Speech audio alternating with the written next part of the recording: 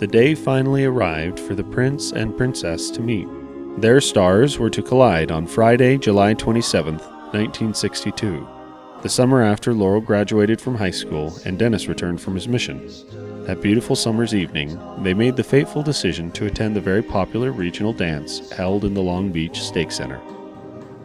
And I looked across the hall over on the other side, and there I saw this beautiful girl.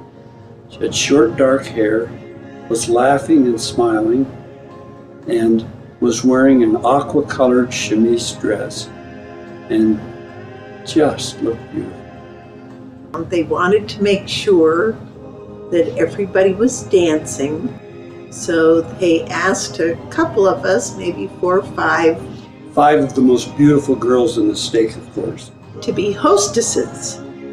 And that meant that we got to ask any boy we wanted to dance.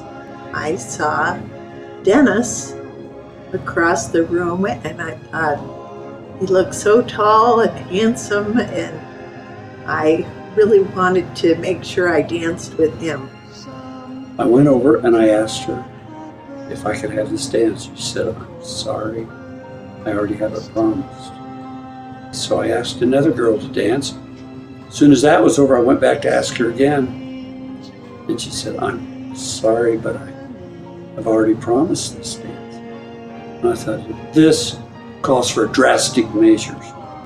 I stood out a dance and just waited. And when she finished and the dance was over, I was immediately in her presence. And I asked her again, could I have this dance?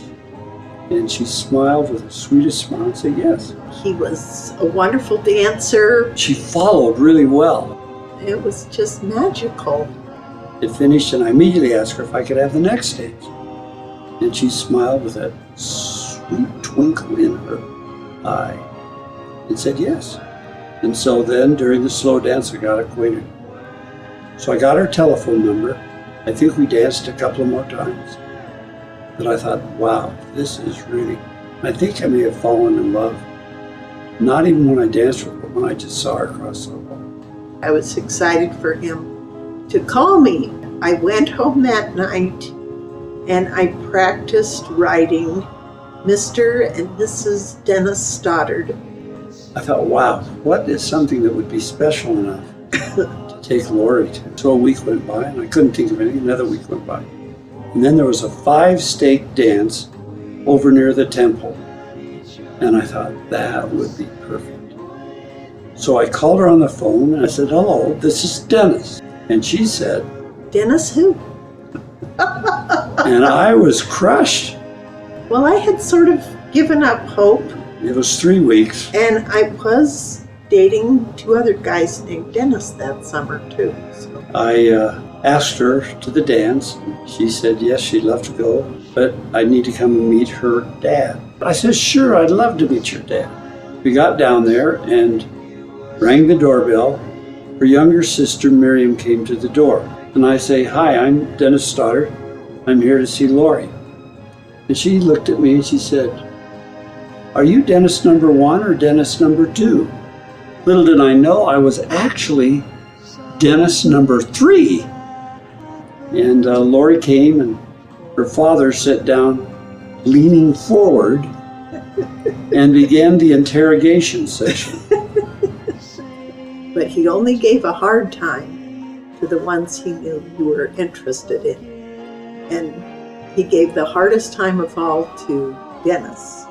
I was put through the ringer. So it was clear he knew I was really interested in him. And then I looked over and I just said to Lori, so I'll pick you up about 8. Said back to me, did he say I could go? I turned to her dad and I say, can she? And he said, well, I guess so.